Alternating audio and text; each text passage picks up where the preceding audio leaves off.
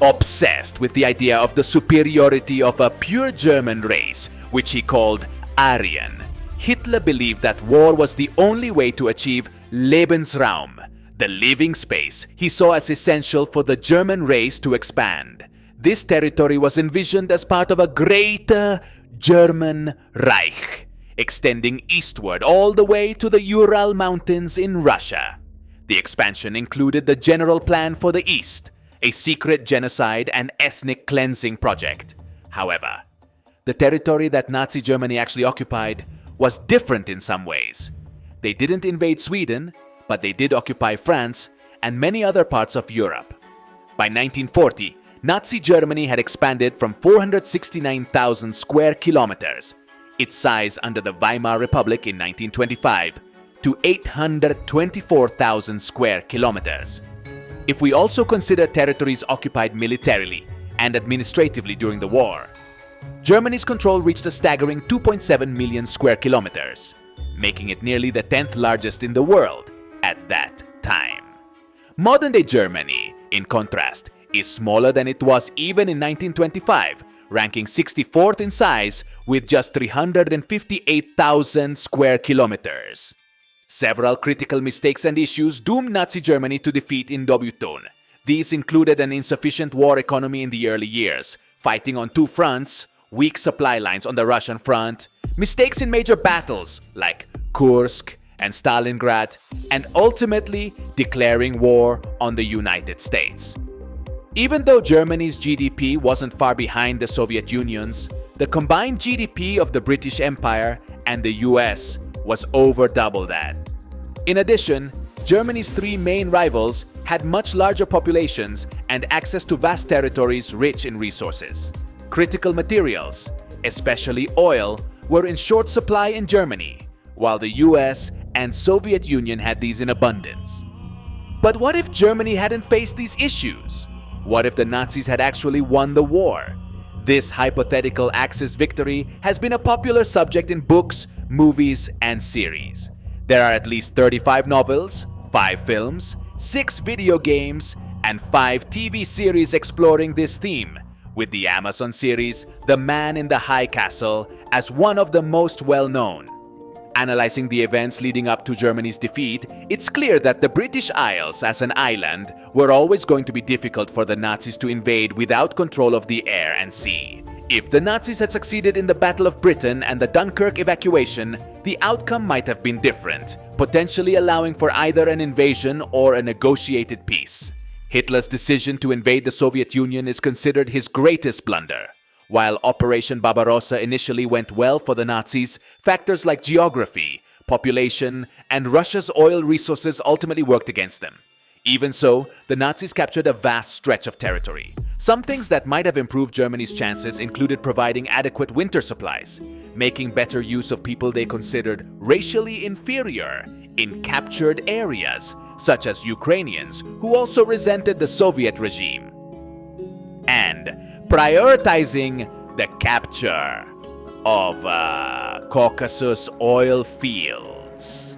Despite these adjustments, a Nazi victory would still have been unlikely, but not impossible. Germany's biggest remaining obstacle would have been the US, short of Germany developing atomic weapons before the US. Defeating America would have been unrealistic. At its peak, the US economy was larger than all the Axis powers combined, with a much larger population and enough oil to supply its own military. Hitler's decision to declare war on the US was his final, fatal mistake. Germany's best possible outcome might have been a stalemate, creating a Cold War-like standoff. With WET over, Hitler would have had the opportunity to fully implement his general plan for the East, which involved exterminating the savage Slavs according to Nazi ideology. This plan included eliminating specific percentages of various Eastern European populations. In total, the Nazis planned to kill around 110 million people, deport 15 million to Siberia, and Germanize the remaining 54 million for forced labor, or deport them as well. Himmler and Hitler projected that within 25 years, 10 million Germans would settle the new lands.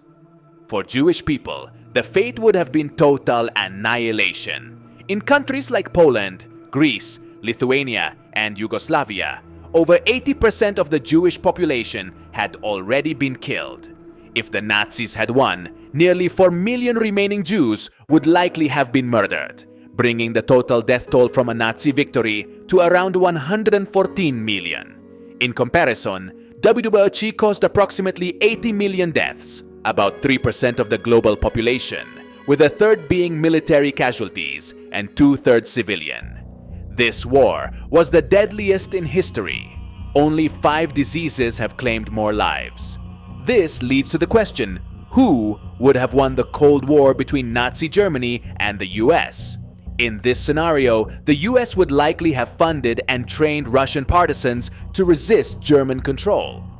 The 1970s, known in reality for the sexual revolution, the hippie movement, and modern art would likely have been starkly different in Nazi Europe, where such movements would likely have been part of an underground resistance. A Cuban Missile Crisis scenario might have instead played out in Iceland, with Germany attempting to place mid-range missiles there to threaten the US and Canada. Speculating much further is pure fantasy, as the possibilities are endless. Still, it's reasonable to assume the US would have eventually prevailed, leading to the fall of the Nazi regime and the return of free markets and individual freedom to Europe. Let's imagine Germany had retained the territory it acquired during the war, including all areas occupied during the conflict. As we've mentioned, this would have made Germany the 10th largest country. Its population, currently about 83 million, 17th worldwide, would place it as the 4th most populous nation after China, India, and the US. The 5 largest cities in this alternate Germany would likely be Paris, Berlin, Stuttgart, Frankfurt, and Katowice, 3 of which are within Germany's current borders. In terms of GDP, Germany's economy would likely be second only to China's, with around $9 trillion, well ahead of Japan.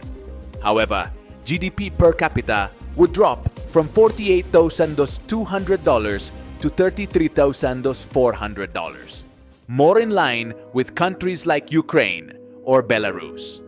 Christianity would be the dominant religion, making up about 73% of the population, 14% Protestant, 40% to Catholic, 15% Orthodox, and 4% other.